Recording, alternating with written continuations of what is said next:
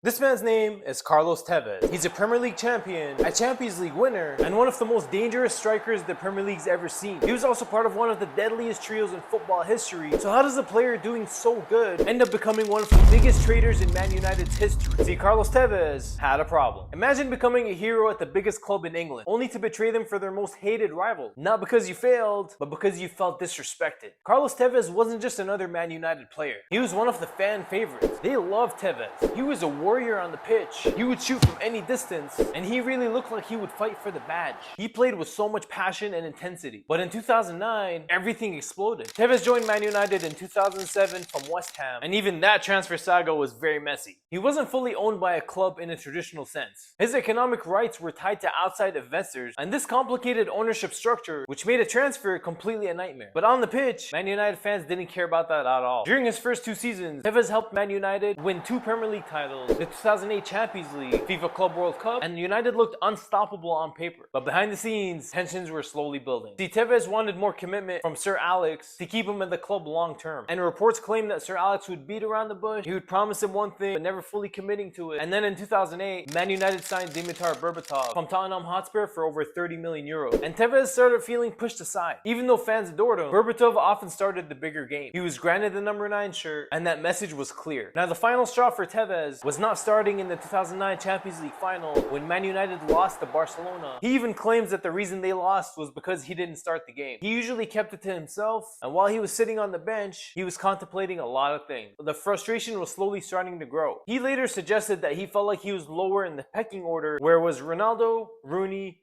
Berbatov, and then Tevez. And that mattered for Tevez's personality. I mean, he's extremely competitive. Now, considering Tevez was on loan at Man United, he wanted Sir Alex to finally purchase him, but negotiations kept dragging on, with Sir Alex, the third-party owners, and Carlos Tevez. According to Tevez, Man United waited too long. He publicly said that he was waiting over a year and a half for clarity from Man United and Sir Alex. I mean, you would think after winning all those titles, Man United would be rushing to keep a player like that. And of course, over time, the relationship with Man United and Tevez was slowly becoming toxic. Reports at the time reported major disagreements over the transfer fees, ownership rights, and the wages. At that point, nobody trusted each other anymore. As soon as that trust was broken, Carlos Tevez began feeling like Sir Alex actually didn't even want him. He also later complained publicly that Sir Alex barely communicated with him, and for Tevez, that silence felt personal. Can you imagine if big egos like Cristiano Ronaldo or Wayne Rooney were waiting for a new contract and Sir Alex wasn't offering it to them? I think they would react the same way. Now, the United fans desperately wanted Tevez to stay. He was a cult hero for the club. United supporters literally held signs begging Ferguson to sign him permanently, but even that couldn't stop what was coming. Click on the link to watch the full video.